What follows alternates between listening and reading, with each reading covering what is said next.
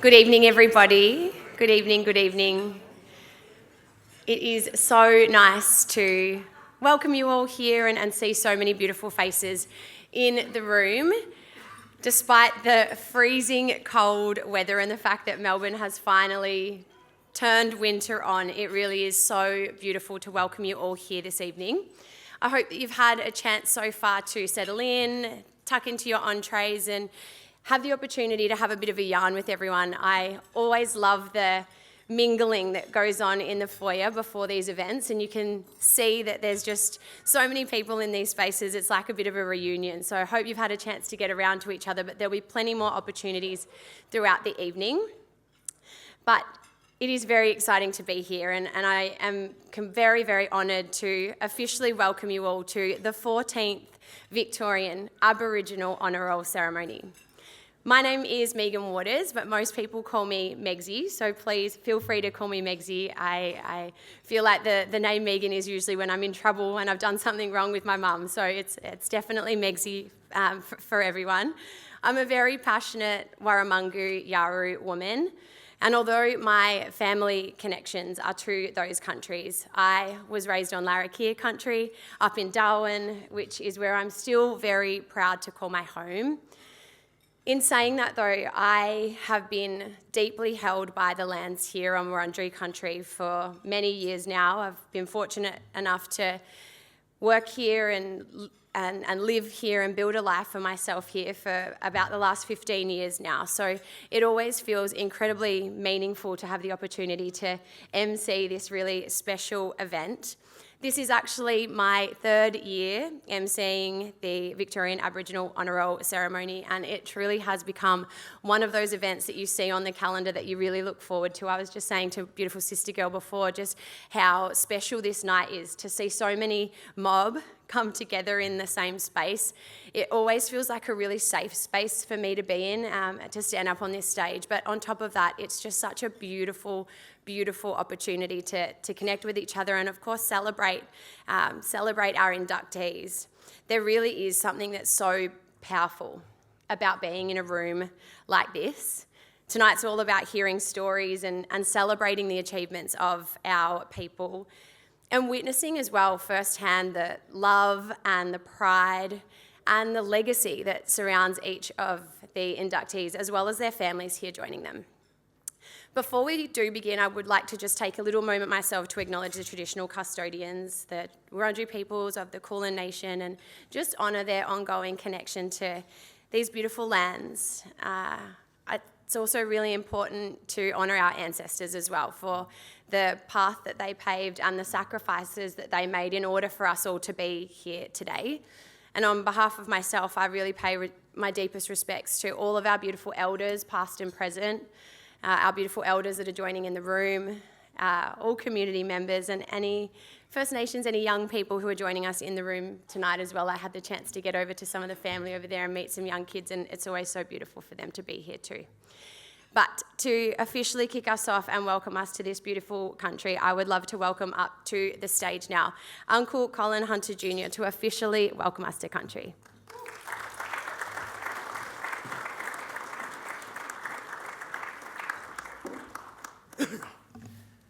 Yeah, thanks, Megsy. You know, I always find speaking to community harder than speaking on the MCG. You know, I really do. But look, I want to start by acknowledging that this evening we are meeting on the lands of my ancestors, the Wurundjeri people. And I want to take this opportunity to pay my respects to my elders both past, present and emerging, elders from all nations, but I particularly want to pay my respects to everyone gathered in the room this evening. But I've got a few acknowledgements. I want to acknowledge the elders in the room first and pay my deepest respect to you all. But then I want to acknowledge all the community members and pay my respects to you. But the inductees too. I want to pay my respects to you, but I want to make a special acknowledgement to one inductee, only Aunt Zebras, one of the Wurundjeri mob. I want to pay my respects to you, sis. Woomajeka, welcome. Wurundjeri Balik, Yimakundi Big. The Wurundjeri people welcome everyone to land today. Wurundjeri, no, Budambor War, Kondi Nagnak, Duban Big, Bolik Bor, Tilligan. The Wurundjeri people want to look after and protect the land as they did long before. Wurundjeri country extends from the inner city of Melbourne. It goes across the mountain to the Great Dividing Range, west to the Werribee River, south to the Mordialloc Creek and east to Mount Borbor. And the Wurundjeri people are part of the Kulin Nation and of the Wawang language group. Hello, my name is Colin Hunter Jr. or Willert, meaning possum, a name given to me by my grandmother as a young boy. I'm a proud and passionate 7th generation Wurundjeri man and a direct descendant of Bibijan, who was Nullingeta, or head of the tribe at time at first settlement. And it's through my grandmother, Gumbriar, meaning white dove or Auntie Tiny, or Nanish, who was known to all us mob, that I've got Aboriginal culture and heritage in my life today, so for that I say thanks, Nan. My grandmother was one of the last of the Aboriginal people born in the early 1920s up at Coronderk Mission in Healesville, before she got pushed up the Barramon River in New South Wales. In Aboriginal culture, a great deal of respect is given to the land, the plants and animals alike. And I've always got my beautiful gum leaves. I'll place them out in the foyer.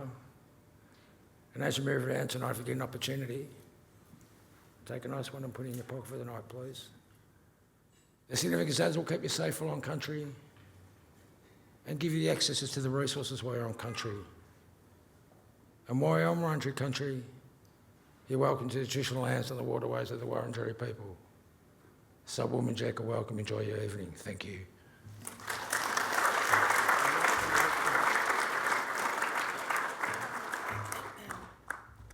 Thank you, Uncle Colin, as always, for welcoming us to country so beautifully, but also just sharing your energy and your wisdom with us. It's so appreciated, but it's also so very felt. Now, before we proceed, it would be remiss of me not to acknowledge the sadness that's been happening all around our community, all around the country.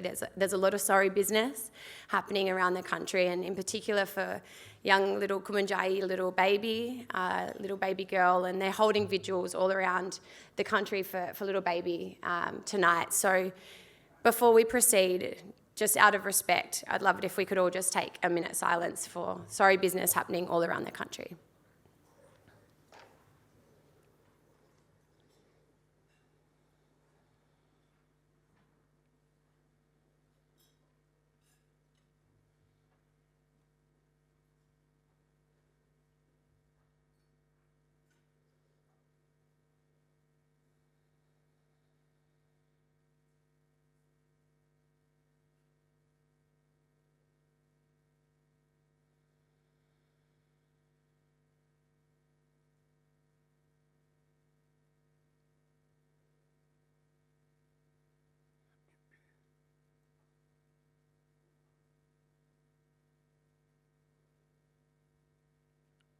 Thank you, everybody. Thank you. Now, I would like to warmly welcome some of our special guests joining us in the room this evening. Firstly, Minister for First Peoples, Ros Spence MP, who will join me up here shortly to hand out tonight's presentations. Parliamentary Secretary for First Peoples, Christine Cousins MP. This year's Victorian Aboriginal Honour Roll inductees and their families, along with all past inductees from 2011. I think let's give everyone a big round of applause. All of our soon-to-be and former inductees.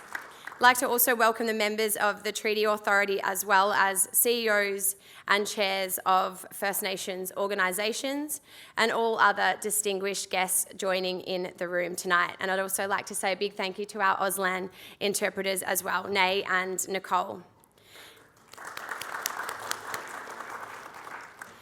The Victorian Aboriginal Honour Roll recognises and celebrates the outstanding achievements and contributions of Aboriginal people, past and present.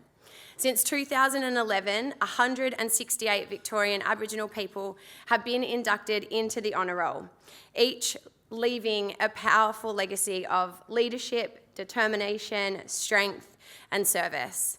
Tonight we honour 10 more remarkable individuals, celebrating their stories and the impact that they have had on their communities and the lives of so many others as well. As always, this year's inductees are an incredibly inspiring group of people.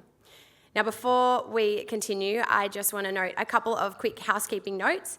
If you haven't been into this space before and you haven't found the bathrooms yet, they are just located outside in the foyer.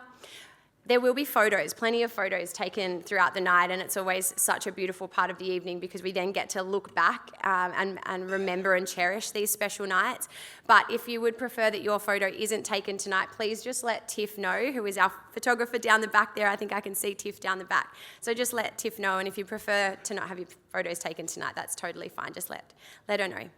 Tonight's presentations and entertainment are also being live streamed via the First Peoples State Relations Facebook page for families and friends watching from home. So hello to everybody at home.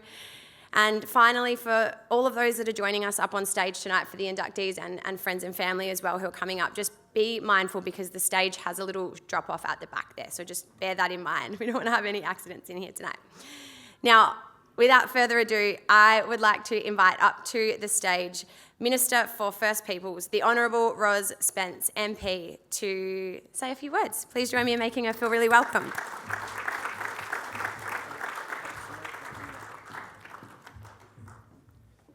Thanks, Megzy, for your very kind introduction. And can I start by acknowledging the traditional owners that we're all meeting on today, the Wurundjeri people of the Kulin Nation.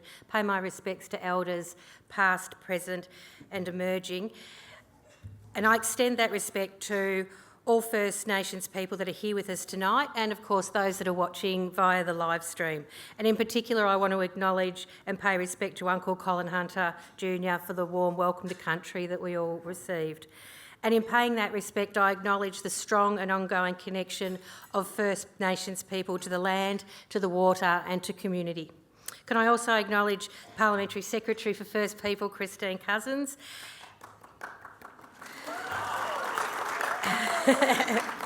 Ali Patira, the Interim CEO for Gullenwald, past Victorian Aboriginal Honour Roll inductees, the Honour Roll inductees who we celebrate tonight and their families, representatives of the First Peoples Assembly of Victoria that are joining us, CEOs of Victorian Aboriginal community-controlled organisations, the Victorian Aboriginal Honour Roll Advisory Panel members, Uncle Mick Harding for the artwork that you'll see featured around the room and on the tables, Dr Nikki Moody for recording the stories of this year's inductees, and to all elders and community members that are here tonight, and of course to Nay and Nicole who are joining us as well. And I'd also like to take this opportunity to acknowledge that one person being celebrated tonight is sadly no longer with us, Dr Destiny Moyer Deakin, and I pay my deepest respects and condolences to Dr Destiny's loved ones. And I would also just like to say that whilst we're celebrating tonight, we all understand that there is sorry business and vigils taking place, and I'm sure that all of us have part of our hearts with those communities with the vigils that are taking place. So I am honoured to be here this evening with you all alongside past inductees and those that are being inducted tonight. The Victorian Aboriginal Honour Roll celebrates the diverse achievements and contributions that First Nations people have made to their communities and to our state. Established in 2011, it's the only honour roll of its kind in Australia. We should be very proud of that. Tonight is a moment of recognition and celebration. Through extraordinary strength, resilience, resistance, tonight's inductees have created significant change in their communities and all throughout Victoria. Their work spans across activism, advocacy, education, justice, health and the arts, just to name a few. Collectively, they have strengthened and led organisations, uplifted communities and have created tangible, positive, lasting change for generations to come. They are storytellers, helping others connect and reconnect with the oldest living cultures in the world. They champion truth-telling, community and culture. Tonight's an opportunity to honour these remarkable inductees, and I'm honoured to hear their stories of courage, resistance and passion alongside all of you. Tonight, I'm delighted to present the inductees with a certificate and a malgar for the men and a tarnuk for the women. These beautiful artefacts were created by the talented artist Uncle Mick Harding.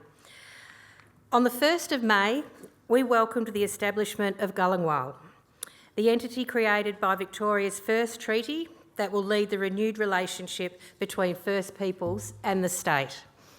Working with the Victorian Government, Gulingwal will use its functions and powers to action statewide treaty reforms, the practical outcomes set out in the Statewide Treaty Act.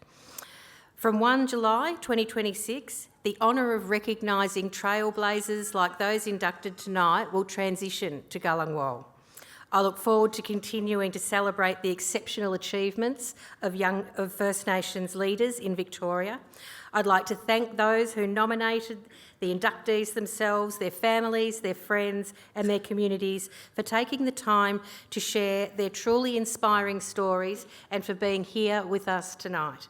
So thank you to Megsie for being our MC for the evening, and thank you for inviting me to participate in this very special event.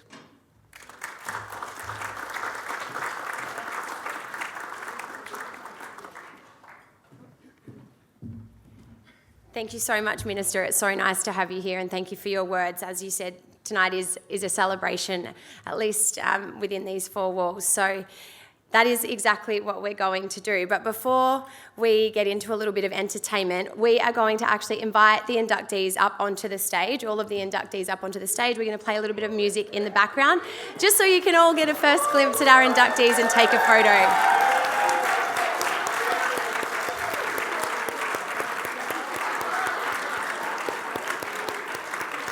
We're going to get Tiff to take a photo. So we'll bring everyone up. There is a stage to the right, or there's a ramp to the right if anyone needs to come up the ramp, or we've got the stairs here to the left.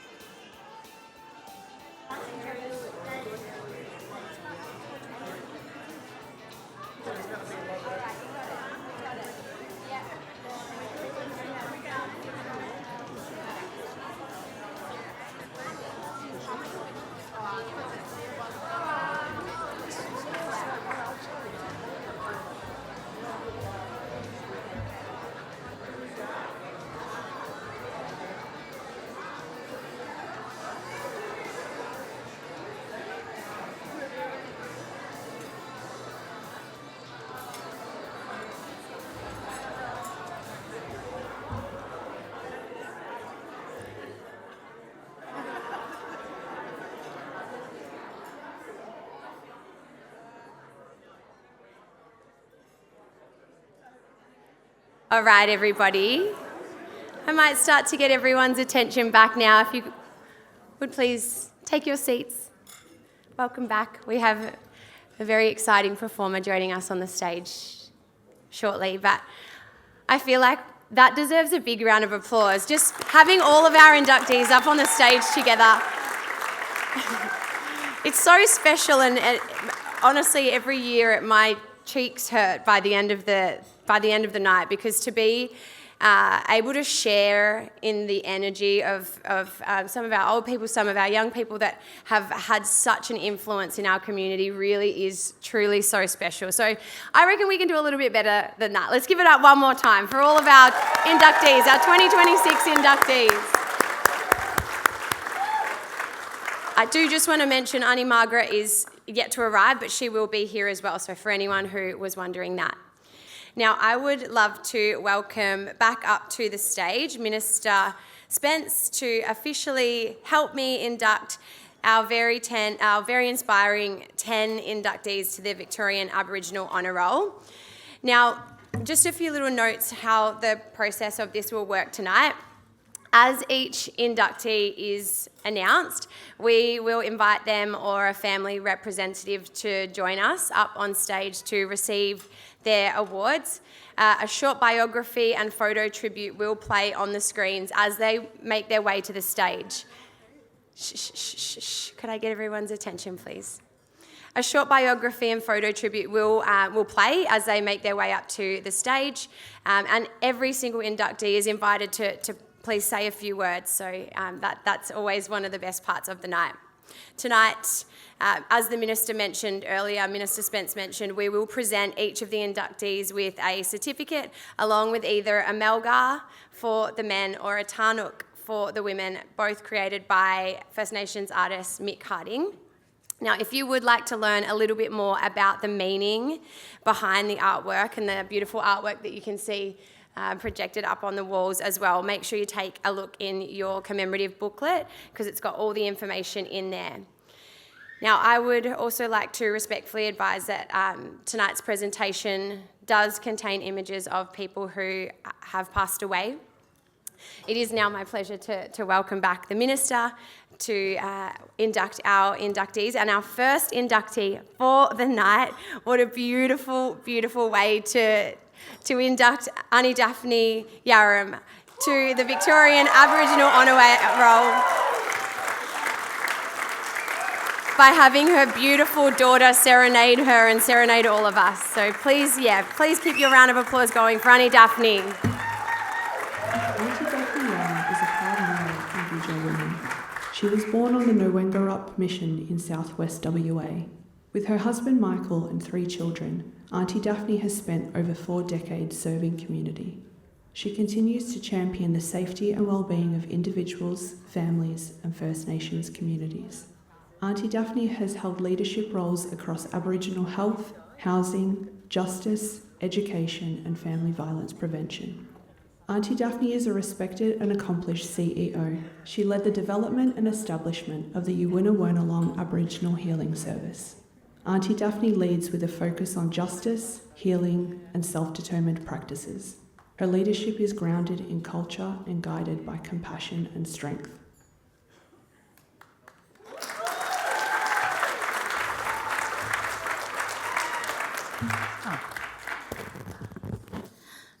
Kaya everyone. I'm so honoured and humbled, but as always, I would like to acknowledge the beautiful country that we're on and thank Uncle Colin for his so sincere and loving welcome to country. It's really important as a Noongar Kidja woman who was born in WA, but really lived most of my life in Victoria and been accepted in communities that I've worked or been educated in and lived in. And I just want to say, Uncle Colin, the welcome to country is always grounding. It's so important about that recognition of country, of language, of sky, water, and the land and the language where we live our lives and work and support community, and for me it's integral to everything I do. I also want to acknowledge my beautiful mum and my auntie who are here tonight, and to also recognise my children, their beautiful partners, and my colleagues and allies who've worked with me for a long, long time that helped influence and inform the way we work in the community to keep our community safe and well, and recognise that land has never been ceded, always was and always will be Aboriginal land. And in acknowledgement to all of you in the room, brothers and sisters, aunties and uncles and elders from countries across Victoria, but for some of us who've lived here for a long time and have journeyed here to support and work and aspire to create environments and safety for our mob in ways that we try our best to do. I'd like to acknowledge all of your contributions, and to our young ones and our emerging ones. I think it's really important to recognise the elders in the room, but also elders who've led and have been a great influence on my life as well. And I'd like to acknowledge who aren't here. My husband is on Norfolk Island, so he's live streaming, so hey honey. And to my older sister Ive and a partner, to Tony and Kez, I love yous, and they have been very influential in the opportunities that I've had to lead in this space. To my other son, who's my daughter's partner, my oldest daughter's partner, Nene, who was unwell in Sydney and couldn't make it down. Love you too, brother. And to my two tables of colleagues and friends and my young adopted families that I've had the privilege of being a part of their lives and communities, I thank them for the opportunity. I'd just like to say that it's 20 years since I've helped set up a Yuwina Aboriginal Healing Service, to which I'm employed. Last Friday was my 20th anniversary tour. Thank you. I've worked in many spaces, and I just want to acknowledge our chair, our treasurer, my mum who's on the board, and my colleague Nina, who helped support the safety and wellbeing of our mob. It's my 40th wedding anniversary this year, and I thank my husband for allowing me to continue to be able to work and support the aspirations of our mob in Victoria. I have had privilege and love. I have lived on Tanarong country, Yorta Yorta country, Wurundjeri country, and I currently live on Gunai Kurnai country. And I feel so privileged and proud that I've been able to learn from elders and being treated with such respect and support to do the work that I do. And without them, I couldn't do it. To my sisters who are here, Wendy and Deb, they have helped raise my children, looked after them when I've continued to work in the spaces that I do, the same as my mum and my older sister. And I just want to say that I couldn't be standing here without the love of my husband, my family, my children, and our extended family, and my colleagues who are here tonight. I talk a lot, so I'm told I've got to get kicked off here. But I just want to say that in all the work that I do, it is around the privilege of working for our mob in Victoria. As a Noongar Yorga who's been privileged to live and work here since I was like 14, I'm not telling you how old I am, you can work it out, you fellas. But to some of the elders who have gone to the dreaming that were inspirational to me, my mum and dad who made sure that we respected, understand, and we're really proud of who we are, our culture, connection to country back home, but more importantly, right now, I'm so proud and privileged to be in Victoria and living on Gunai Kurnai country, and I thank you for this award. I feel so grateful and appreciated, and I look forward to acknowledge all the other people who've been accepted as well, and for those who've gone before us. So thank you, everybody, and I hope you have a lovely night.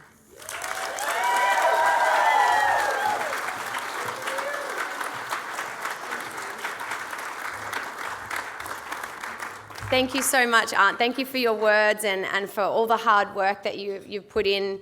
I think that deserves another big round of applause. 20 years of service and hard work and strength and just everything that it takes to do what you do. Thank you so much, Annie Daphne, and congratulations on your 40th wedding anniversary as well. But, it just goes to show that behind every person, every powerful person, there's a really big support network too. And so, big shout out to all the mob, all the family who have come to be here as well. And we really love to have the family come up on stage as well. So feel free if we've got family members throughout the rest of the evening who want to come up and join, that's totally fine as well.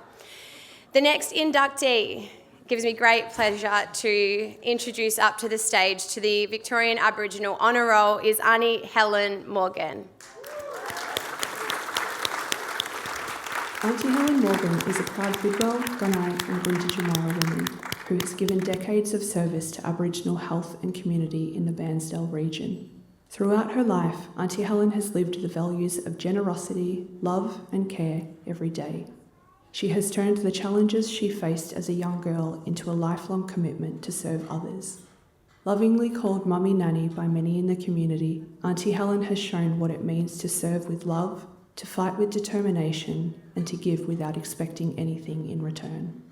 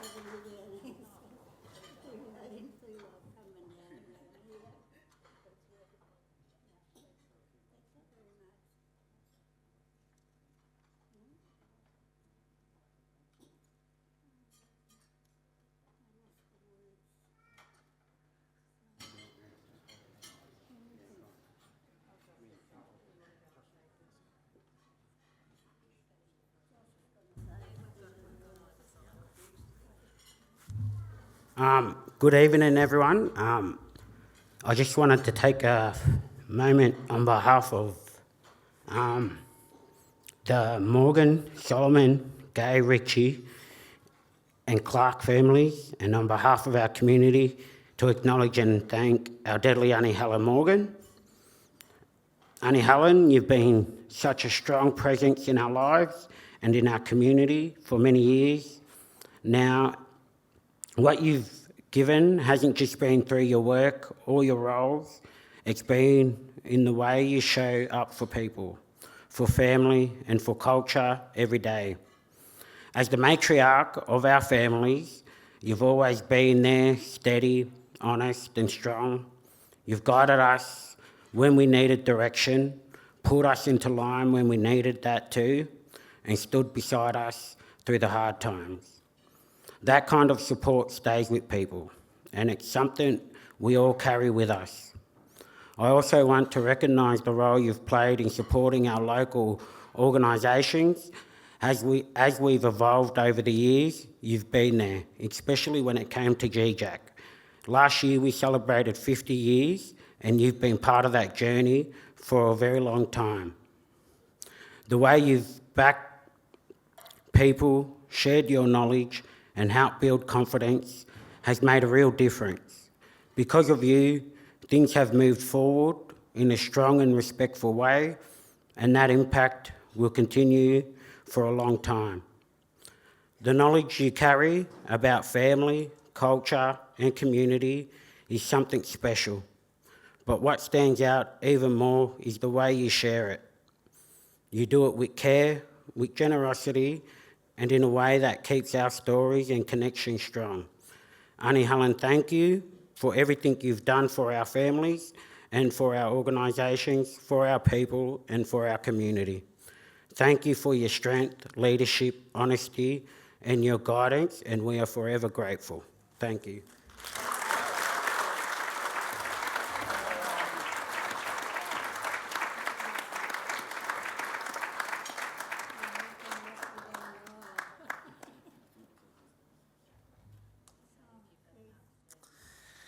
Yeah, just bear with me, guys. I might get a little bit emotional.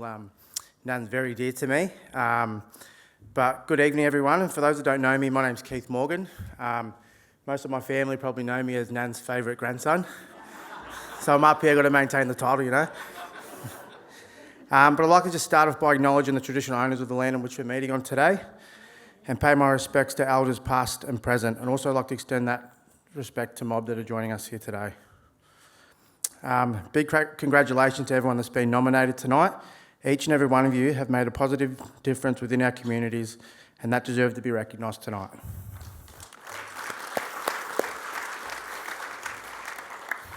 I'd also like to take this opportunity to pay my respects to the past recipients, as your work has helped shape the path that we walk today, and it will never be forgotten. And really tonight, I want to just start with something simple, something that's always stuck with me, but how good are nans? So deadly, aren't they? Yeah. Because when I think about strength, love and sacrifice, I think about my Nan Helen Morgan. Nan, the work you've done in Aboriginal health and education isn't just a job, but it's a legacy. You've dedicated your whole life to helping other people, not just to be healthier, but to be stronger through knowledge, learning and opportunity. You're a true trailblazer in every sense of the word. You've paved the way for a better future for generations to come. Because of you, doors have opened, lives have changed, and hope has now grown where it was once hard to find. But for me, it's a lot more personal than that, because how good are nans really? You took me in when I was just a little fella, gave me a life full of love, guidance and strength. You didn't have to, but you did. And that's what nans do. They step up and hold families together and give everything they've got. Everything I am today is built on the foundations you've given me, and I'll never be able to thank you enough for that, Nan. But for me, what stands out for me the most is everything you've achieved, but just the way that you've been able to do it, with strength, kindness, and an unwavering positive attitude. No matter the challenges, you've always carried yourself with pride, purpose, and again, how good are nans? Always finding a way to uplift everybody else and get you through the times when it's tough. You haven't just made a difference through your work. But you make the world a better place just by simply being in it. Your presence alone warms the room up, and it's an honour just to share a room with you. And now, Nan, since you've done your part and you've given so much of your life to your family and your community, you've more than earned your rest, and it's now our turn to carry what you've learned to us and to make you proud. And I know tonight our grandfather would definitely be proud. I can imagine him looking down, smiling, thinking how stunning you look tonight.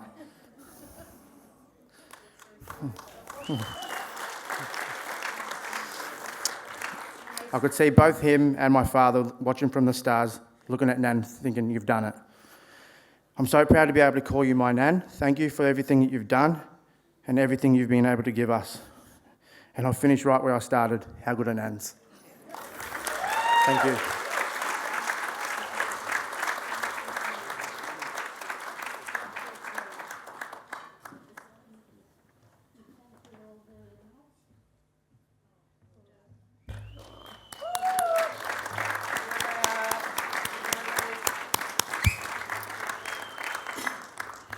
Thank you so much to Auntie Helen Morgan. I can see tissues around the room. I need a tissue too. My eyes are watering. Thank you for your beautiful words, her beautiful grandsons, especially Keith. Nans are the best. So please, let's give it up one more time for all of the incredible work. You know, at the end of that video, I was just listening then, and what really stood out to me, thank you, I'm a big sook. What really stood out to me was, Auntie Helen has sacrificed so much without actually requesting or asking for anything in return, and that truly is the signs of just a beautiful, beautiful angel human. So special that, as Keith said, we got to share her warmth and her energy in here tonight. All right, I'm going to pop aside and have a little cry. But before I do that, it is a great, great privilege to introduce our next inductee up to the stage, and that is Aunt Felicia Dean. Please join me in welcoming her up to the stage. Felicia Dean is a proud member of the Yorta Yorta Nation and a loving mother and grandmother. She is the current CEO of the Rumballara Aboriginal Cooperative and the owner of the Connection Function Centre. Felicia has devoted over 25 years to Rumballara and a lifetime to her community. She believes it is an honour and a cultural responsibility to serve past, present and future generations. She is consistently focused on planning for the future and in always showing up for community. Her achievements are testament to the strength and power of the Yorta Yorta Nation.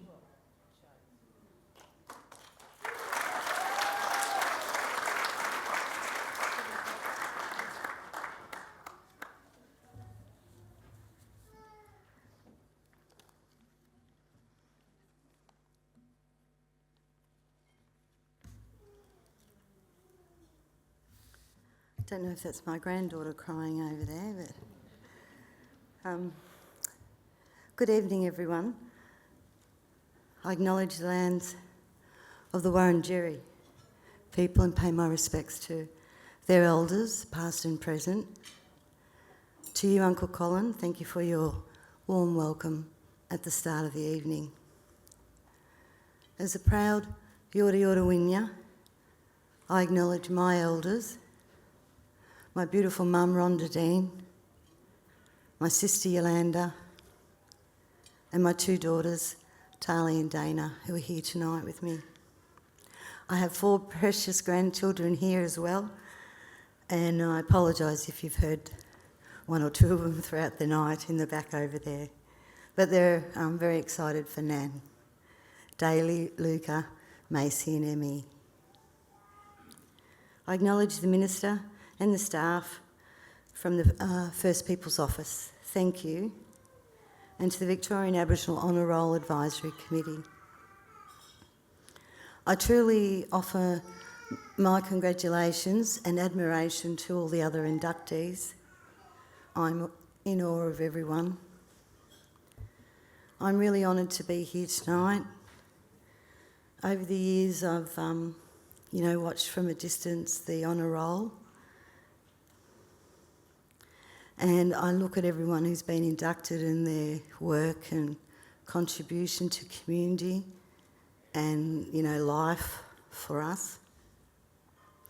So to be considered for this myself, I'm deeply humbled.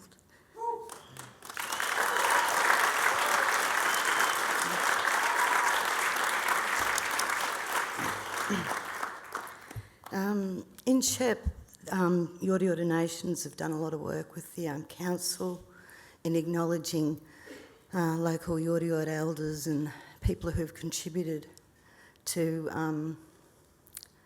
the invincible spirit of the Yorta Yorta. And they put up a lot of murals and paintings of elders around the community. And every day when I drive to work, my path is down Wellsford Street. And down Wellsford Street there are 2 large murals and they have 4 prominent women on them. Annie Geraldine Briggs, Annie Elizabeth Morgan, Annie Nugget Harrison, and my grandmother, Mary Rebecca James. Every day I say good morning to them and I say good night. Seeing their faces every day reminds me of where we've come from. It's knowing their personal stories that gives me the drive to keep going each day when it's tough, because it is tough out there. Their resilience drives my own determination. They keep me grounded, but they keep the fire burning in my belly. Thank you, the old people. Thank you to my nominator. You believed in me when often, I don't. And as individuals, we can be our worst enemy. So again, thank you. I dedicate my award to my mum and dad, Rhonda and Bill Dean, and my 2 daughters. It's because of them I can. Long live Aboriginal Community Control, for the people and with the people. Thank you.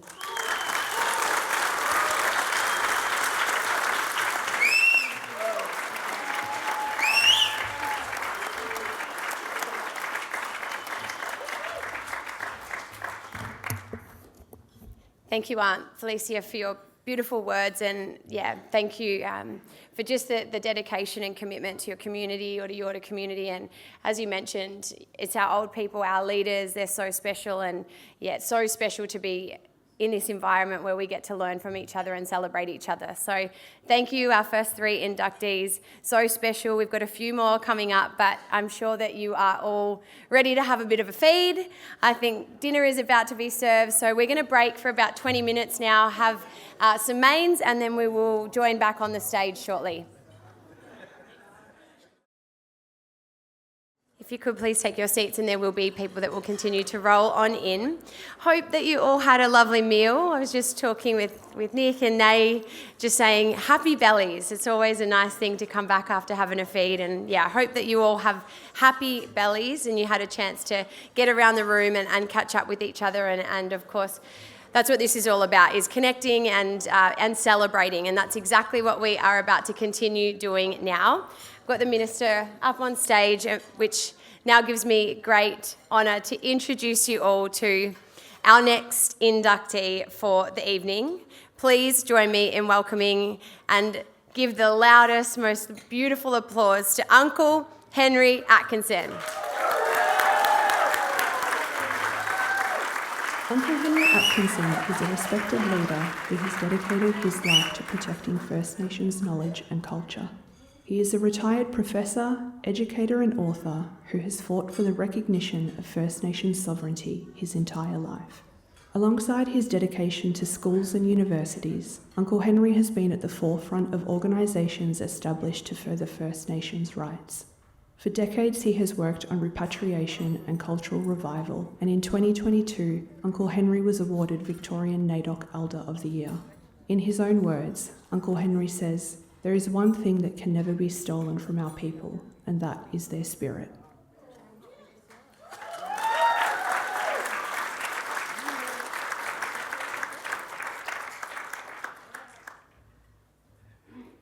Good evening, everyone. Look, I feel like Elvis Presley at the moment, really. I got the shakes. So, but no, look, it's marvellous to see a lot of people here tonight.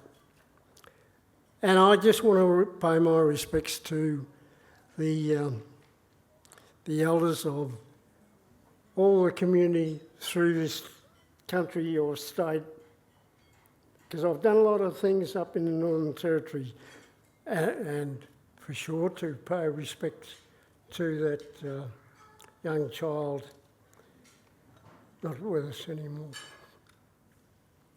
So I was glad to see that respect taking place. The other thing is I want to say is I want to pay my acknowledgement to the past elders that have been here and done things before me. And without the elders doing what they're doing, we really got to think about the future. And that future, if we don't look after our children, we haven't got a future. Really, I mean that. You lose that. If those young ones don't get the knowledge that the elders have got today, which isn't much, but we do have knowledge of what happened in the past. And we've got to keep that, impounding it into those young ones, so they get that, whether it's in language or whatever. But what happened to our elders in the past is a disgrace. Now, I was at the first parliament established in Australia. That was about 125 years ago. Really. And to make, those people in that parliament at that time had the opportunity to put things in place for us peoples, and that didn't happen. Our people were totally ignored in the legislations, or whatever you like to call it, the first constitution. And so I just want to say that's really really gets to the spine of me.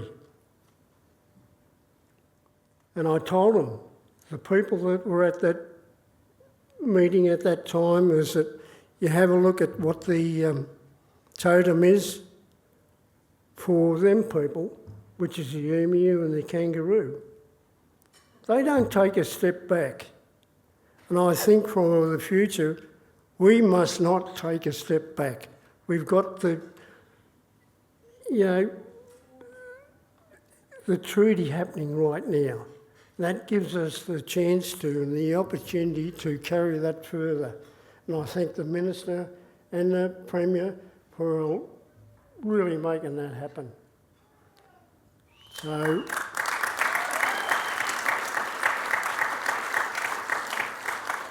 So before, I've been up here and I'm honoured to be here, really, really honoured. I wasn't looking for it. I've done that so much, done so much. It'd take me about 200 years to tell you what I've been through, really. But I really want to pay my acknowledgement to Colin for welcoming me onto his country. I'm a Wallithika person. And I thank you for that, Colin, wherever you may be, and to your people, the Wurundjeri people. So thanks a lot. But what I really want to, plus before I go any further, I want to acknowledge my family that are here with me today, and to acknowledge my wife, that she can't be here. So thanks very much to you people for allowing this to happen for me, because without having a family to support you in what you want to do, you won't get anywhere. You've got to have that support. So thanks.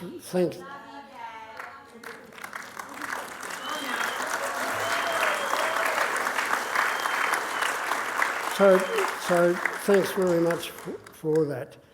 But there's lots of things that I've done in my life to make it happen for Aboriginal people, whether it's through the Country Fire Authority or through the CFA, the Search and Rescue, or education, the likes.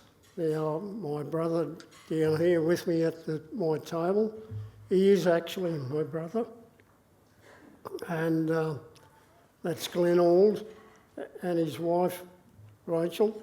So we've been together and we've done a lot for education as far as Aboriginal children up in the Northern Territory. So I thank you for that, Glenn. So thanks a lot. And I think when you really think about education is very, very, very important for our young ones. I went to the time I was going to school, in primary school, and coming off the mission station, Cumragunja, my family were the first to move off Cumragunja, as a matter of fact, and move into Echuca. And we were sent to a school, to a primary school, and when I went to school, I was put into a certain room, class.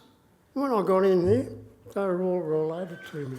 They were all black kids, all related to me. So that's segregation.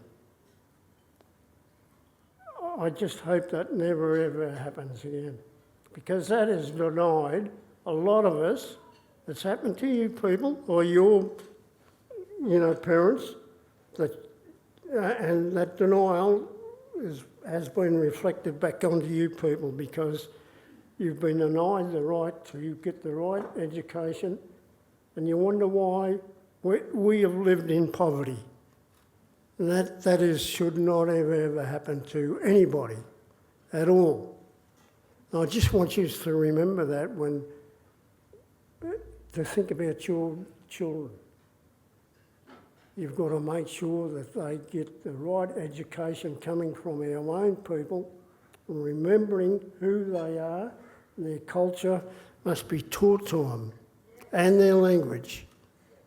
Right? It's very important. So that has been denied to a lot of us through those early days. And there's one way we can get it back, is we've got a minister here today, and I thank her very much for being here with us. There may be, those ministers can push things to make sure it never ever happens again to anybody, no matter wherever they come from. But we're the first peoples of this place. We're Aboriginal people. It's always our country. We've never ever ceded it, our country. We've got a treaty happening now, and we can make things happen, but we've got to help those people that don't understand us.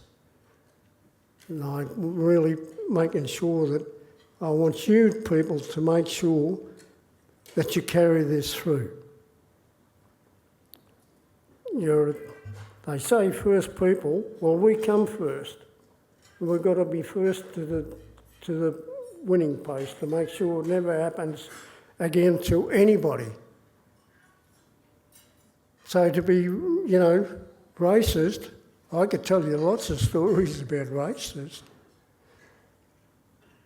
I could tell you lots of stories about, being, say, in a search and rescue, diving in the river in the wintertime, looking for somebody that's drowned themselves, wondering if a bunyip's going to come along and get you, or a log's going to come along and, hit you in the head while you're in the water. But they're the sort of things that really happen. But we have the chance to make sure that our young ones get the opportunity to be where they want to be, or what they want to be. And if some of your young ones get the idea that they want to be something, they want to achieve something, drumming it into them. If they've got an idea, don't let them wash it away down the drain. Support them. So I say to the young ones, if you have a dream, go for it. You can make it happen. If you've got that stamina to really drive yourself into achieving something that you really, really want, you can make that happen through education. You can get it to, I'm telling you now, you don't really need to have that education, because I'm a professor of education, starting off from where, you're ignored within a school. So things can happen if you make it, if you're self-determined, really.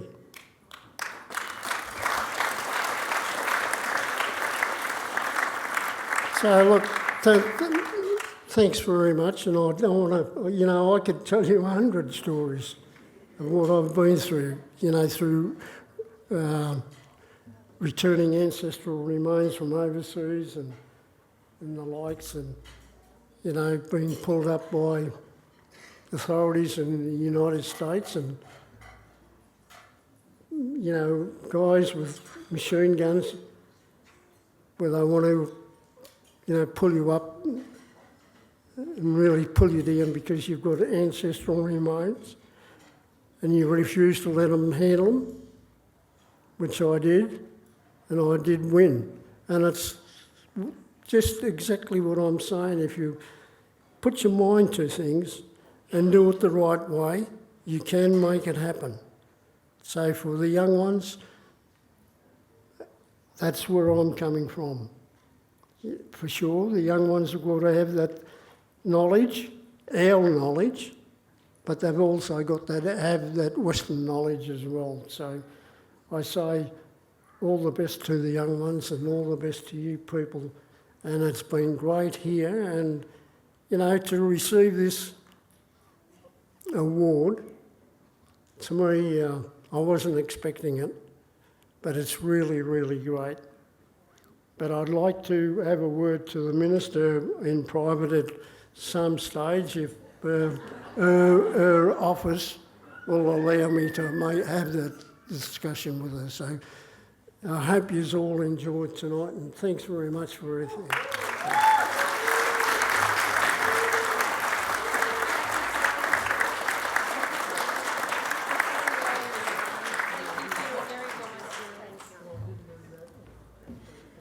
Thank you so much to Uncle Henry. Thank you for your yarns. They're so important and so valuable. And at the end of that video, I took a note down, and what it said was, you know, one thing that they can't steal from us is our spirit. And you can definitely feel Uncle Henry's spirit in here tonight. So let's give it up for Uncle Henry one more time.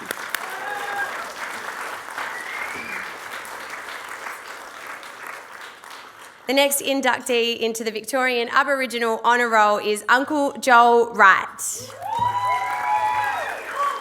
Uncle Joel Wright has dedicated his life to justice, culture and language. He has worked in construction, media, education, industrial relations, community and all levels of government. Uncle Joel was the inaugural producer for the ABC radio show Speaking Out and lobbied for the establishment of the Radio National Arts and Culture program, Away. Both flagship programs have now been running for over 30 years. Currently, Uncle Joel is the Corporate Development Manager for Mob Jobs and the Chair of the Advisory and Investment Committee of the Self-Determination Fund. Uncle Joel is a proud dad and continues to work for culture, reconciliation and the future of First Nations.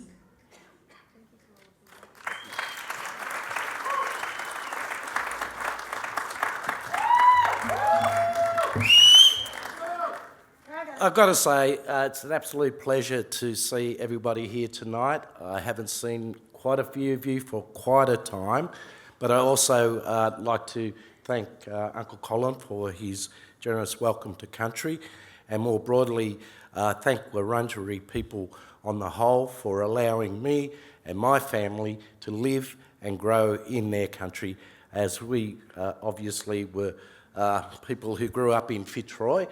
And we are grateful for their generosity in allowing us to connect with their community as well as, you know, enjoy their beautiful lands.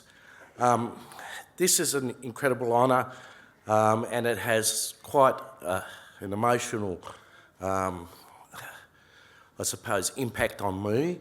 I'm wearing a medal here, as you can see, which is the Order of Australia medal that was awarded to my mother, who you probably, many of you people here might know, Auntie Bunter, and awarded to her posthumously in 2019. Yet the other intersection or connection here is that she was one of the first group of people that was inducted into the Aboriginal Honour Roll back in 2011. So I feel proud to be standing here in her shadows and in her footsteps and continuing the legacy of her tireless and fearsome fight for Aboriginal rights and justice for Aboriginal people right across Victoria. We have a person who worked with her, Mr. Garwood, and many of you here in this room would have experiences of meeting my mother. She was one person who never took one step backwards, and she was a fierce warrior, Gunditj Jamara woman warrior, and she fought for our rights, and those rights are still intact here today. So I feel honoured to actually continue her fight and our struggle. Even though we have treaty, we still have a long path to walk before we start to really realise some fantastic and tangible benefits for our people through that legislation and framework. But we are inspired and empowered through our connection to country, our reclamation and of our language and cultural knowledge, and this will drive us and strengthen our spirits and also connect us as a community so we collectively can achieve the goals of self-determination and recognition of our sovereignty as the first peoples of this country and these lands. So I am greatly honoured for this award tonight, and once again, thank you all, and certainly the nominees, the nominators for me to be accepting this award. I could prattle on about a lot of the experiences I've had in life, working in federal parliament for about 8 years. Some of the experiences there were quite extraordinary. But yeah, I suppose one of the biggest things I think I'm really proud about is directly negotiating the establishment of the Indigenous Higher Education Advisory Council.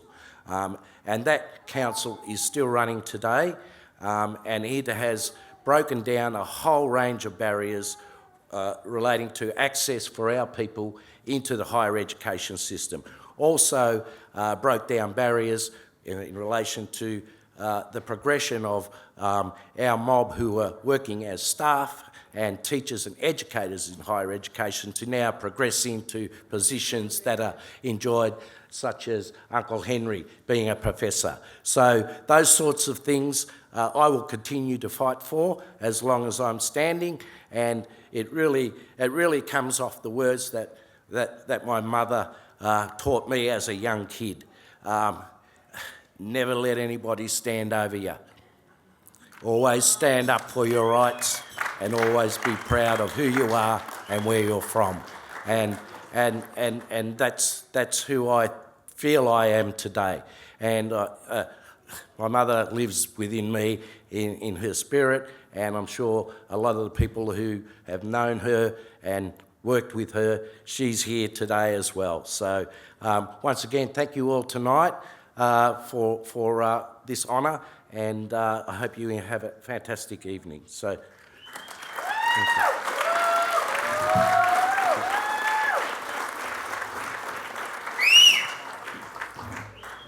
Let's give it up for Uncle Joel.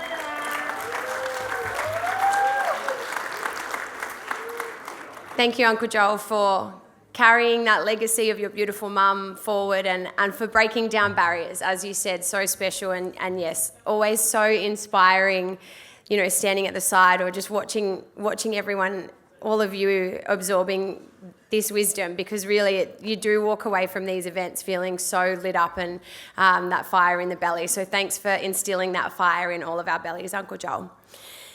All right, I would now like to introduce and welcome, and everyone please put your hands together as we welcome Auntie Margaret Atkinson up to accept her Honour Roll achievement. Auntie Margaret Atkinson has dedicated a lifetime of service to Aboriginal organisations across Victoria. Since starting as a secretary with the Aborigines Advancement League in the 1970s to becoming a VACA Life member in 2023, Auntie Marg has always been a proud advocate for community. Auntie Marg is currently a member of the Elders Voice Group, providing cultural guidance at the First Peoples Assembly of Victoria, soon to be Gullang. For many decades, Auntie Marg has brought spirit, integrity and determination to improve the lives of those who are most vulnerable. She is a respected elder and committed advocate who has worked tirelessly to improve services for Aboriginal people.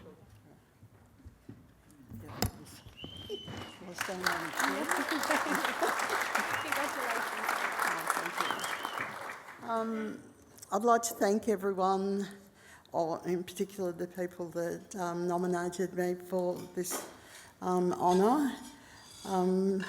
Very nervous. I'm happy to have my family here with me. My granddaughter, my great-grandson, and my grandson, the other two grandsons over there, and yeah. Very proud my grandson came down from Townsville for tonight, and so happy. And my granddaughter, sorry, I just wanted to mention them all. I just want to also acknowledge my family, my brothers and sisters. They're all passed now. I'm the last of my family, brothers and sisters. There's 7 of us. I'm the youngest. We started off in Swan Hill and out of Warraneen, a little place out back of Swan Hill, I suppose. Very hard. My mum worked all her life. My dad was in a bad truck accident when I was born, so he couldn't work anymore. Mum, I can remember watching my mum go and pick grapes, and then she'd do, the vines, wrap down of the vines in really like 40 degrees heat, and then she'd come home. One of my older sisters used looked after me, and Mum would come home, feed me every 4 hours and go back and work.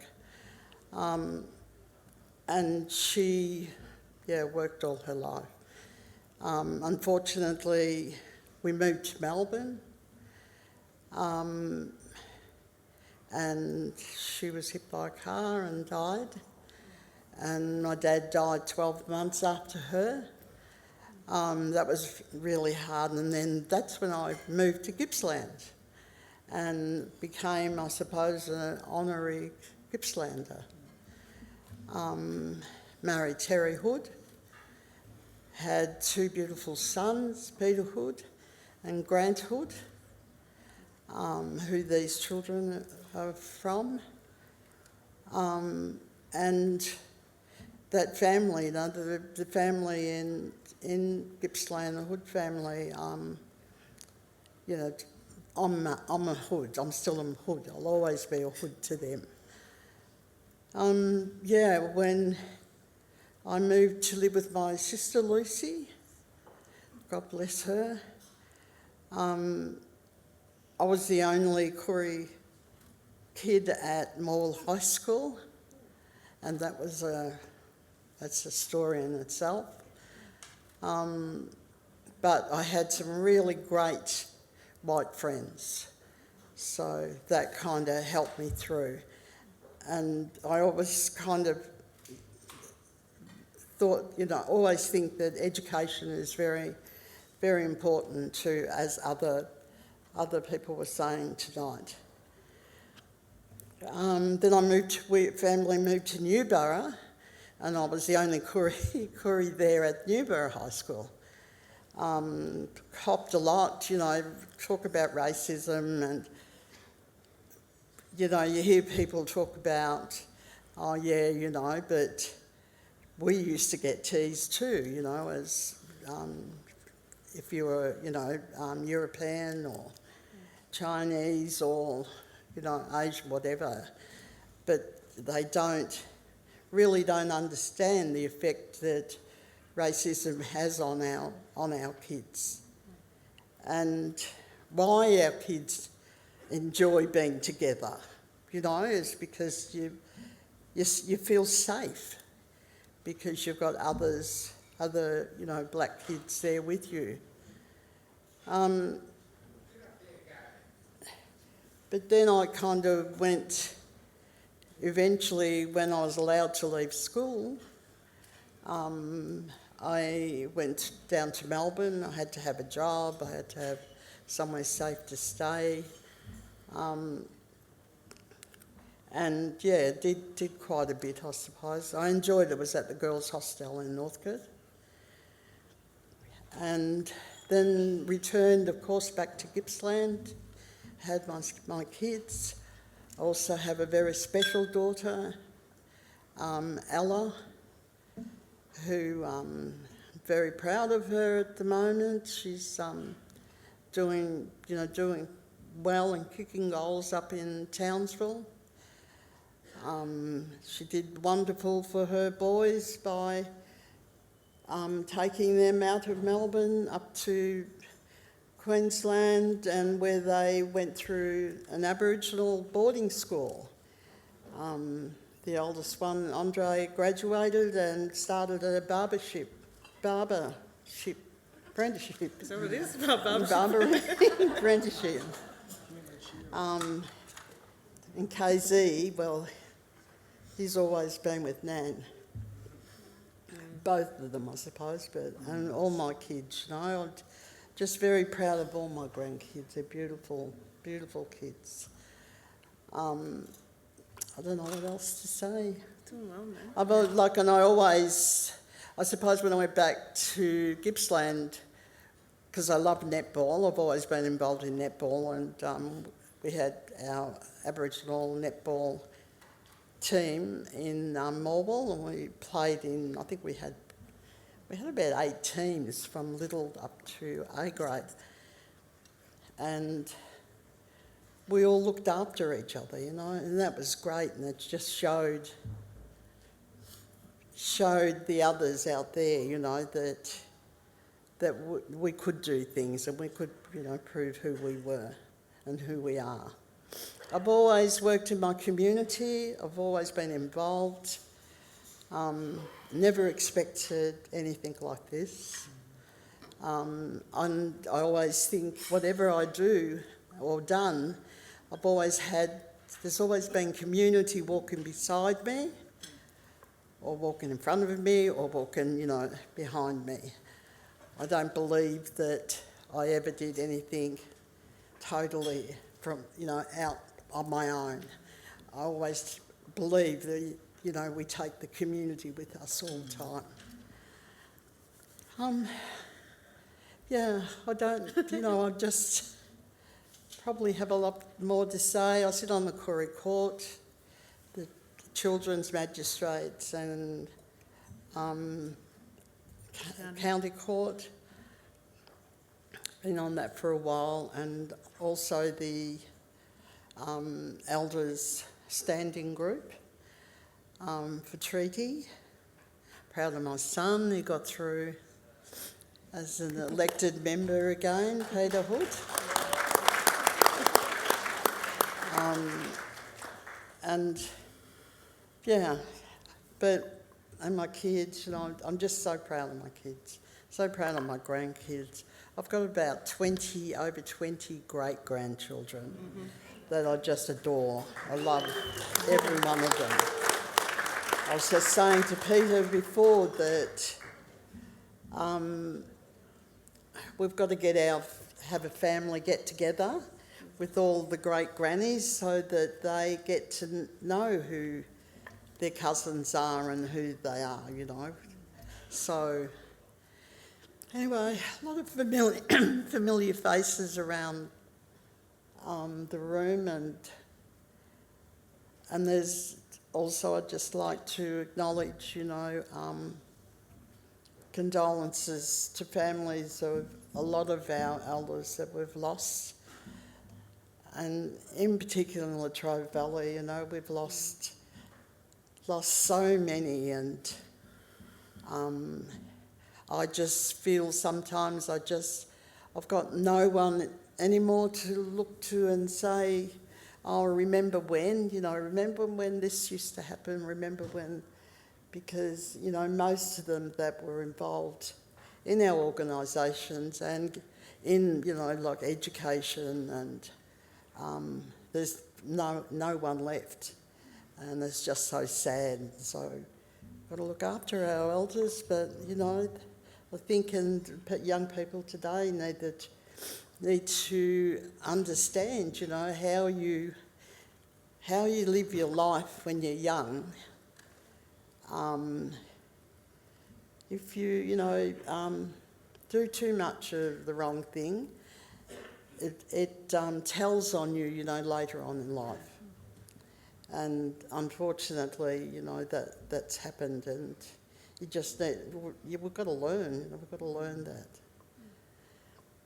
Anyway, thank you, my darling. Thank you for that.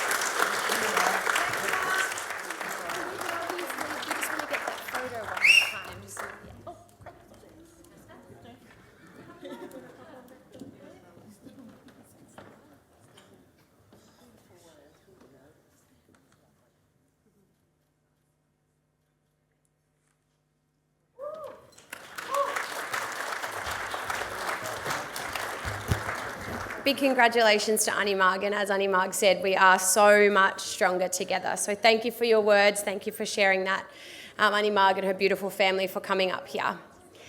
The next inductee for this evening tonight, it gives me great pleasure to welcome up here Kylie Belling. Please join me in giving her a big, big round of applause. Kylie Belling is a highly respected leader in the arts, having performed in theatre, film and television, while also working with community and government in the First Peoples space for more than 30 years. Kylie was the first Aboriginal graduate of the Victorian College of the Arts and a founding member of Albergiri Theatre Company. Starring in The Fringe Dwellers, The Flying Doctors, Prisoner, Redfern Now and The Sapphires, Kylie has laid a path for First Peoples stories to be told by First Peoples creators. Her work has elevated Aboriginal cultural representation across the country and has brought Aboriginal voices into the homes of everyday Australians. As a proud mother, recent grandmother, advocate, creative and change maker, Kylie built foundations and laid pathways for First Peoples creators and performers around Australia.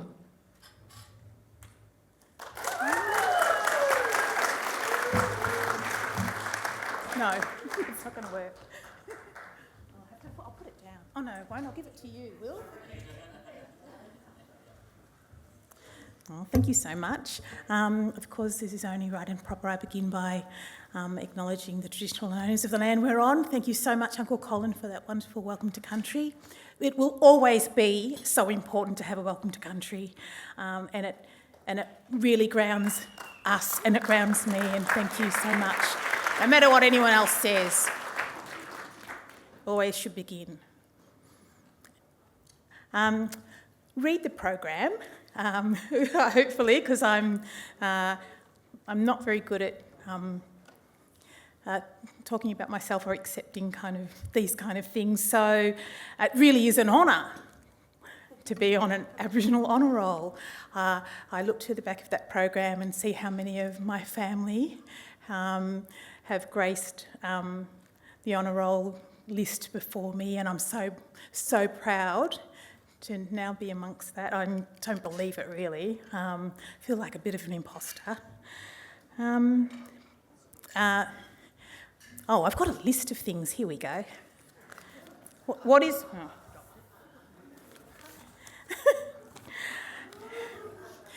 what has always been most important to me in anything that I've done is the relationships and the people that I've met along the way and have formed and have helped me, mentored me, and laughed with me, and we've had great times, hard times too, but it's about the people. We are relational people, and I think the people who have turned up tonight to celebrate with me, thank you so much. I guess too, I'll start with my mum and dad, Claire and Jim Belling, both now deceased. They adopted 5 Aboriginal children, and we were the 1% success rate in terms of they held us together, never... always made us feel proud of who we were. We were 5 Aboriginal children who weren't actually related to each other, but we were staunch family, and they grew us up to be really proud of who we were. I can remember Mum dragging me to the league when I was a little kid, and when I grew up and started working within the Aboriginal community, I know this place. Oh, Mum dragged me here when I was young. So, that kind of was indicative of who they were. I also acknowledge my oldest brother, Bill, who passed away a long time ago, but he led the way for us. He made our lives so much easier because he created the pathway for us. And I'll always be so grateful to him for doing that. He had some hard times along the way, and we all learned. So I too acknowledge my second eldest brother John, who's here tonight. Thank you so much. My sister Sadie, my other sister Barb, who couldn't be here, but thank you so much for just still being, my family and being there to support me no matter what. And it leads me on to my birth family. I met my mum Rose, and it became a scene in Stolen, actually, that my meeting with my mum up in Shepparton. I can remember walking to a room and just being engulfed with hugs and from family and like I was a bit overwhelmed, and I say, which one's my mum? And I soon learned very quickly who she was, and I'm always so grateful to her and for never making me choose. Yeah, there's this, something might be a myth that, we always come back to family, but it's how we're accepted and how loving and caring my Bamblett family were at the beginning and always have been since, so supportive, and I thank them so much for that.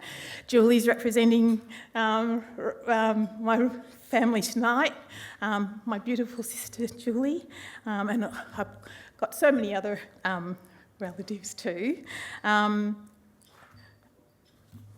like to acknowledge my brother outlaw Terry.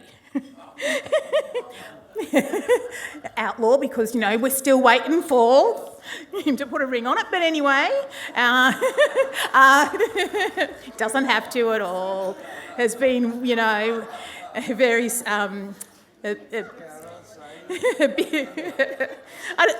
she may say no, we just don't know yet. Thanks, Will and Lucy. I hope you're watching and love you very much.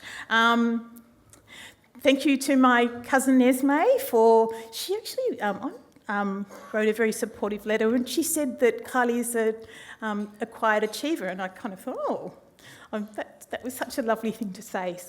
So thank you so much. And I guess I take that on board. Thank you to my uncle Lionel, who employed me very early on, and basically taught the adage of education being a life to death experience. I'm still a student after all this time, but and loving it. And it's because it's so important to continue to educate ourselves, no matter in what way, and to continue to learn.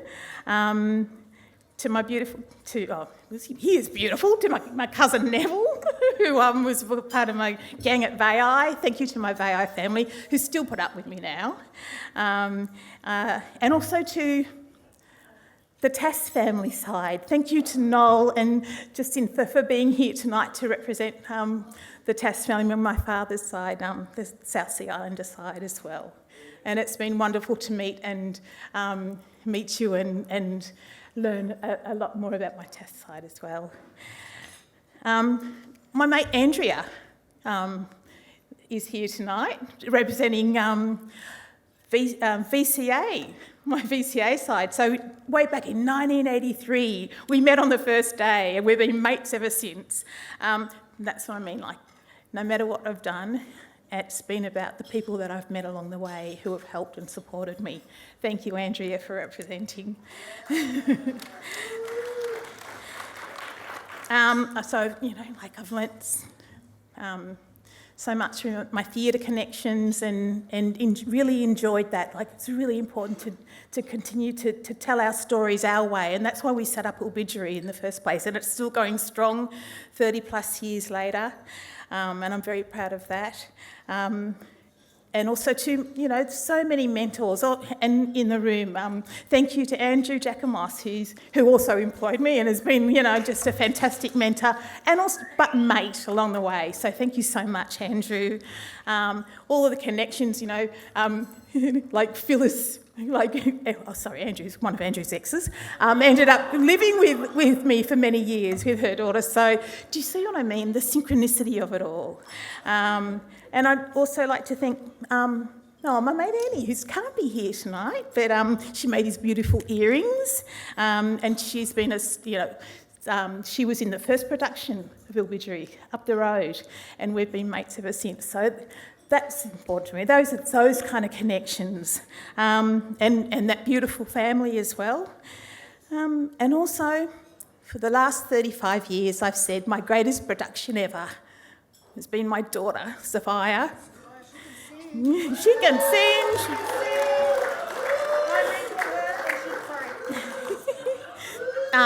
Yeah.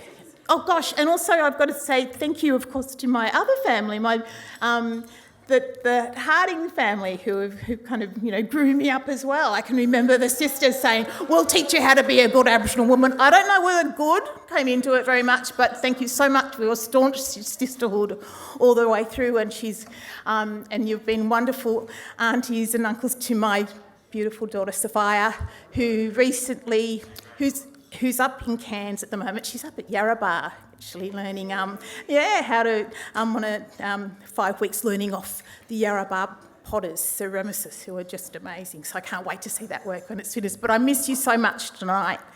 And also thank you very much for my granddaughter, Dominini. No, she's Dominini Yolka, and my granddaughter's name is Jar Dungulaja Mulana. Thank goodness I remembered that. And also to Tim. It's about family and it's about friends and connection. And I look around the room and I see so many, so thank you to all. I hate missing out people and names, but you all know that you've made such a difference, and I'm so proud to be standing here. And to always, the most important thing was to working with and for my community. That's the biggest thing you've taught me. I will continue to do so till the day, I pass it on to other people. Thank you so much. Cheers.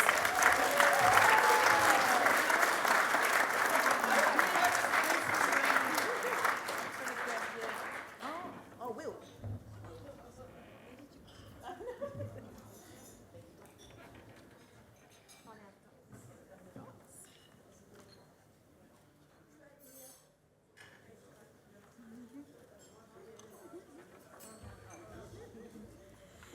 Give it up for Kylie, everyone. That was so beautiful. I'm going to have to ask Kylie where those beautiful earrings were from again. I'm going to come and write that down. But thank you again so much. Thank you for your words. Thank you for your work. And thank you for your incredible talents as well. Now, I have been thinking about how special this evening is. And as I was reading through the booklet a little bit earlier today and reading everyone's bios, shh. I might get your attention now because we are about to induct 3 more people. So we're just going to unpack the stage. But before we get there, it really has been so special to reflect on some of the incredible work of our inductees tonight. So I very much encourage you to take your booklets home. They're full of so much information. We can only share so much about each person, but these booklets have got everything that these incredible people have achieved over their lives. And so I highly encourage you to take the time to have a good read through.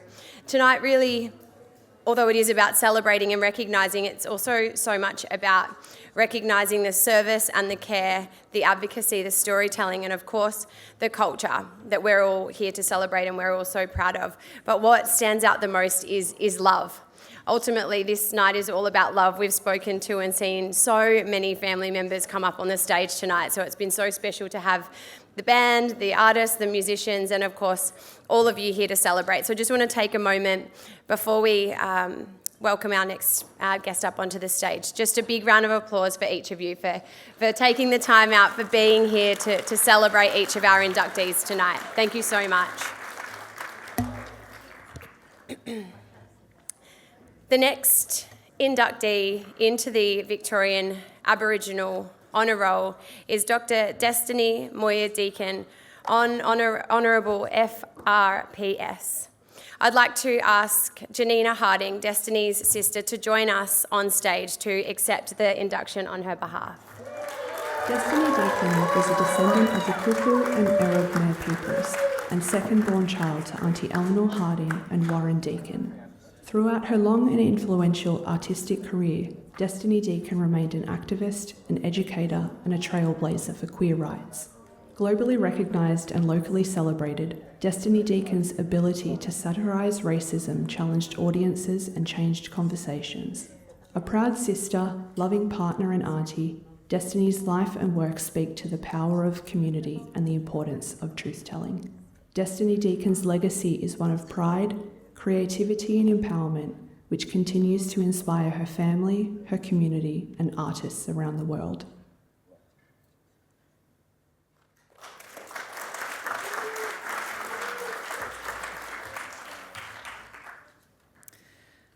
Oh, what an honour to be here tonight. My name's Janina Harding. I'm Destiny Deacon's sister. And can I just acknowledge the Wurundjeri Wurrung people, and thank you, Brother Colin, for giving us all that warm welcome. And it was great to hear from a bit of Torres Strait in the room, from John Wayne. Thank you, John Wayne, for performing the Mills Sisters, because you mentioned when they came to Melbourne, guess where they stayed? At my place. There was all 10 of them, and the Briscoe sisters to boot as well. So good evening, everyone. It's really special to be here tonight. Back in 2012, my mum, Eleanor Harding, was a Victorian Aboriginal Honour Roll inductee. And here I am again tonight, some 14 years later, celebrating my sister, Destiny Moya Deacon. My elder sister, Deborah Deacon, couldn't be here tonight. She's in Brisbane with her family. But I just wanted to convey a story she told at Destiny's funeral back in May 2024.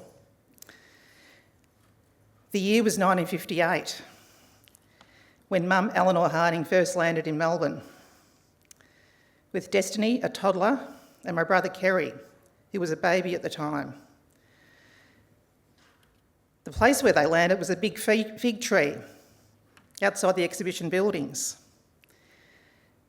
They came across a couple of parkies. They saw Mum, and she was in distress because she slept on the park bench overnight with the baby and toddler in tow. The parkies felt sorry for her and suggested she find refuge at one of the rooming houses in Fitzroy, because they said that's where all the blackfellas stay. Well, Mum took their advice and found a place in Gore Street, Fitzroy. My mum finally managed to get my elder sister Deborah back from her father in South Australia to join Destiny and Kerry. And Deborah has fun memories of those times, back when they all shared a kitchen and a bathroom with my precious Auntie Stella Nichols and her children, Bobby and Cheryl. This was the beginning and start of our life in Aboriginal Melbourne. One thing that Destiny instilled in us, all us younger siblings, Johnny, Clinton and Tom and me, was that we all come from humble beginnings. None of us ever forgot our roots, thanks to Mum and Destiny and Deborah. Whether it be Fitzroy, Carlton, these are all these places we lived in over the time. Fitzroy, Carlton, Collingwood, Abbotsford, Port Melbourne, Brunswick, or our real roots, our traditional roots at Errab Island and the Torres Strait. Destiny loved living in the inner city of Naarm. She hated the bush and was scared of animals, but that didn't make her less black.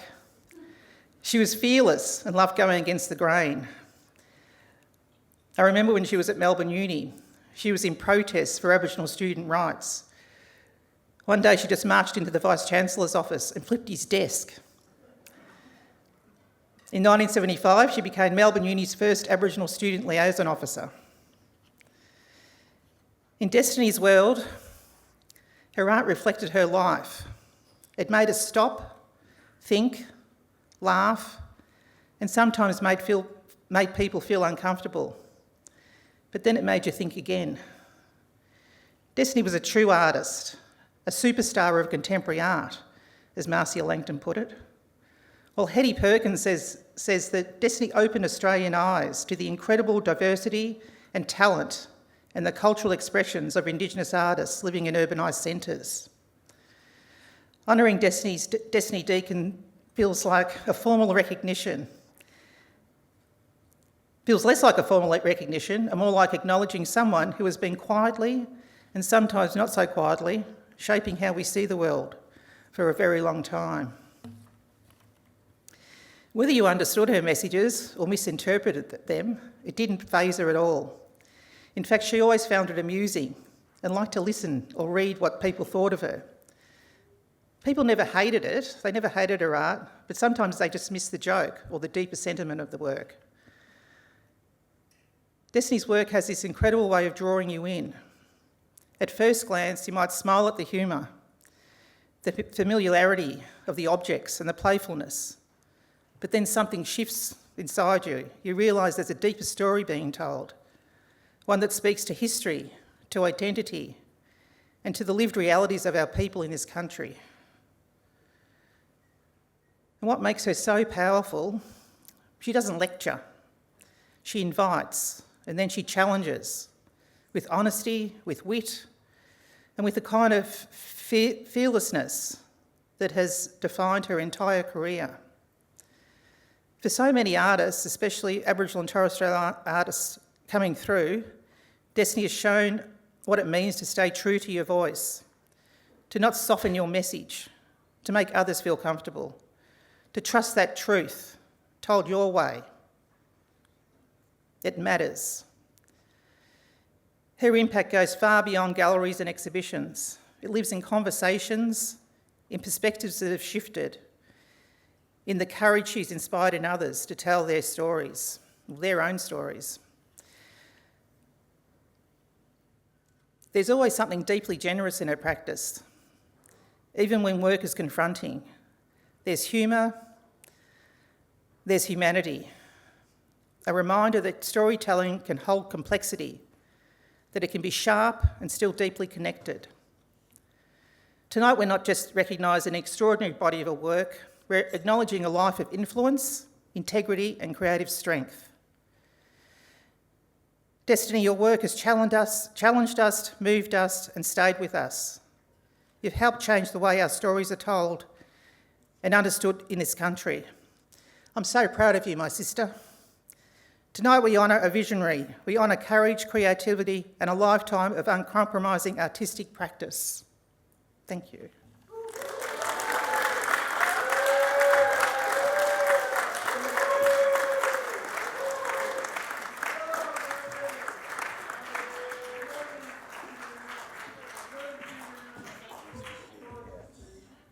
Thank you so much to Janina and thank you to Dr. Destiny's loved ones here tonight to honour Destiny's legacy. Thank you again. Please put your hands together one more time.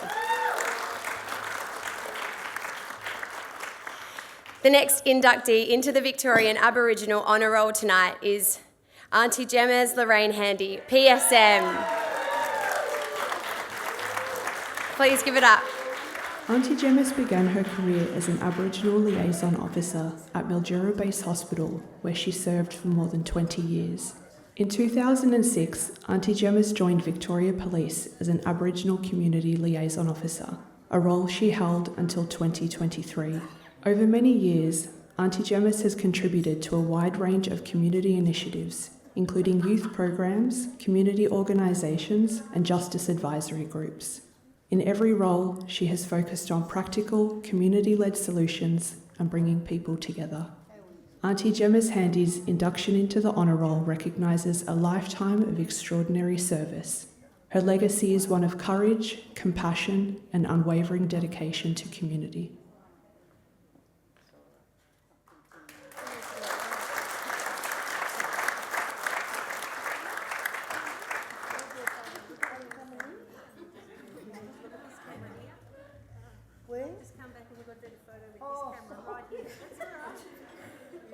Always in a hurry.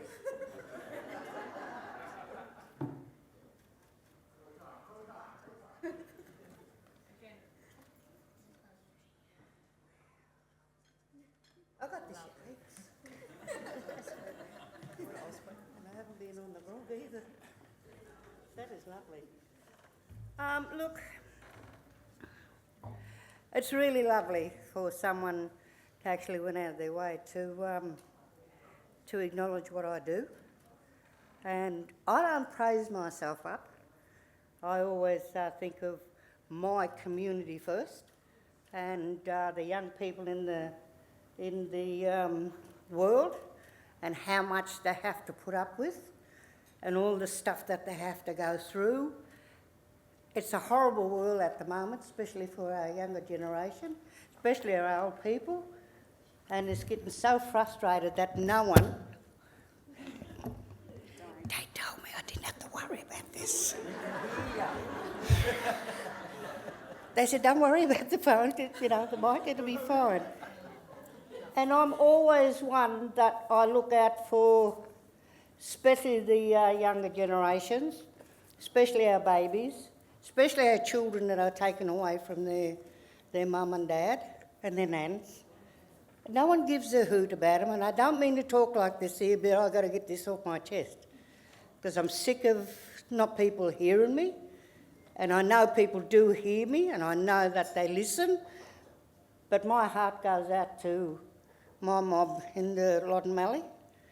They forgotten generation. People do come up and see how we're all going, but at the end of the day, they're just nothing. And I know I shouldn't talk like that, but I'm telling you the truth. What we have to put up with in Loddon Mallee, you never get anywhere with anything.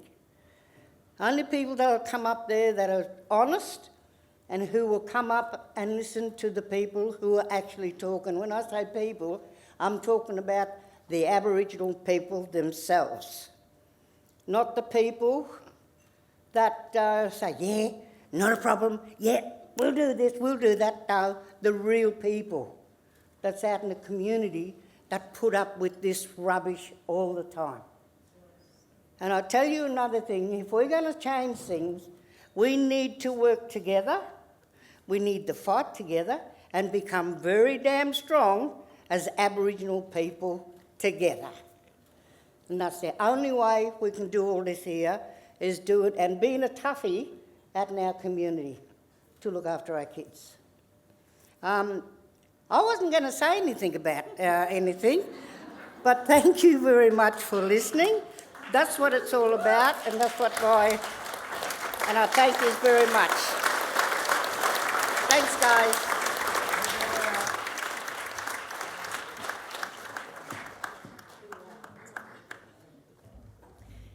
Thank you, Aunt. Thank you for your words, and I just want to acknowledge that we definitely hear you, so thank you so much, Aunt. Now, last but certainly not least, the next inductee and the final inductee for this evening is Auntie Annette Zibras. Please join me in welcoming her to the stage. Auntie Annette Zibras is a proud elder and current chair of the Wurundjeri Nation. She comes from a long line of activist women who have fought for Aboriginal rights. She was one of the first cultural heritage officers in Victoria and founded Urban Colours Arts, the first cultural heritage and archaeological company owned by an Aboriginal woman. She is also a co-founder of the civil and construction company Lango Group.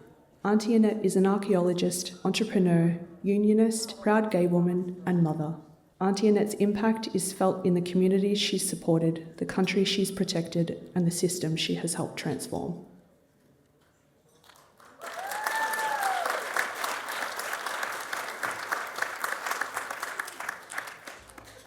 I'd like to pay my respects to a gentleman called Rod Jackson tonight. He's in Ballarat Hospital. He nominated me and he's got stage 4 cancer and he's on chemo. So let's help he gets better, hey?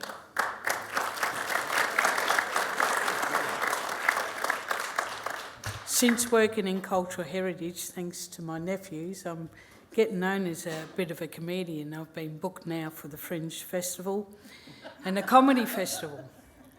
And thanks to JJ, my nephew, we can talk about my son, who's got his licence in 12 months ago. Hey, and thanks to Willie, I got a big flash business now. I'm what you call a cub, a cashed up blackfella.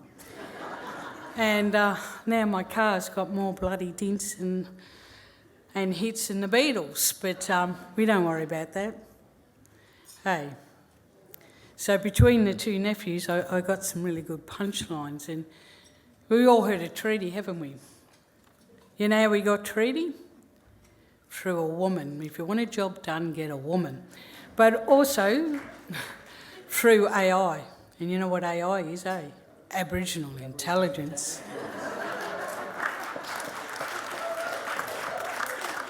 And you would have all heard of a bloody woman called Pauline Hanson, eh? Jesus Christ, she stole my joke. AI. So if you see her cartoon, that was me, not her. Don't let her take the credit. But we're here, you know, to...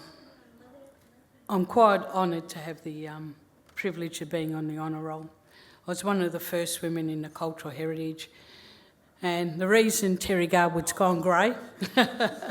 Seriously. He had to put up with me. I was a wild card. And the reason why Matthew Lord's gone bald. And Jill's run out the door before mine. But, yeah, I'd just like to thank you all, and especially Rod Jackson, and my heart goes out to him. And a bit of gratitude to the people who did welcomes on Anzac Day and got booed. I must be doing something right. I haven't been booed yet, so that's good. But thank you for this honour. And Gabrielle Brennan, my best friend, who I first started off in 1984 in cultural heritage, and she had a baby to a gentleman called Gary Nelson, who's now passed away, a proud Yorta Yorta. But when I look at her and what she's done with her daughter, I am so proud. Her daughter's an Aboriginal woman, Yorta Yorta and Jar Jar Wrong, and she leads the ABC News breakfast show in the morning. So look how far we can come as women and how far we still can go.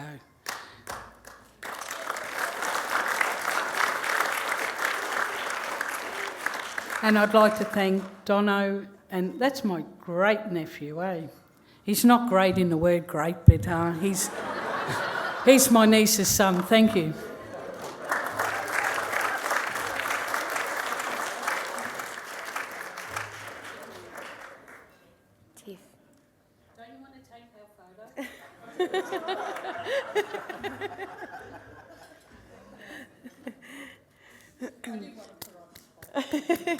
Please give it up for Auntie Annette, everybody.